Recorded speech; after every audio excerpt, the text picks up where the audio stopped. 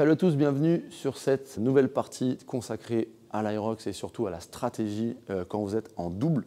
Et aujourd'hui, on va attaquer la troisième station, ça s'appelle le sled pull. Vous allez tirer votre luge sur 50 mètres, vous avez 4 distances de 12,50 mètres. Cette station est une des plus difficiles. En général, c'est une question de technique, pas de force.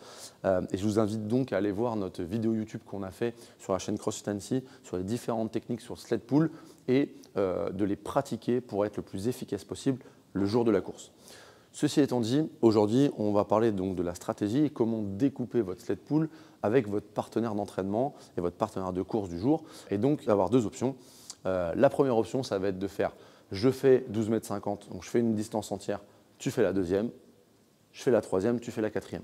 Toujours le même principe quand on fait ça, le meilleur coureur termine, ce qui fait que lui va reprendre la course fatigué et donc ça va permettre à celui qui est un peu moins bon de récupérer un peu pour pouvoir envoyer sur le run au même niveau que son partenaire.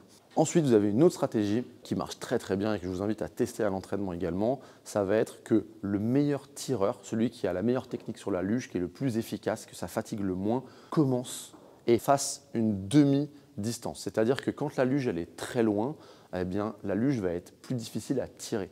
Une question d'inertie. Quand elle est plus proche, elle va être plus facile. Et donc, il faudrait que le meilleur tireur commence, il fasse la première moitié, il rapproche la luge au maximum.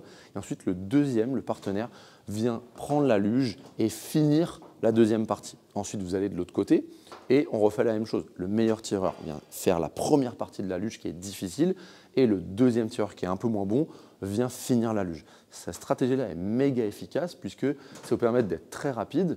Chacun va avoir, comme pour le sled push, ne va pas dépenser assez d'énergie pour se cramer. Donc vos séries de sled pull vont être très rapides. Et en plus, vous travaillez sur les qualités et les faiblesses de chacun. Et donc forcément, ça vous permet d'être beaucoup plus efficace. Je vous invite à tester cette technique-là à l'entraînement avec votre partenaire, déterminer qui est le meilleur sur sled pull et qui est le moins bon. Et vous allez voir, le prochain sled pull, vous allez le déchirer.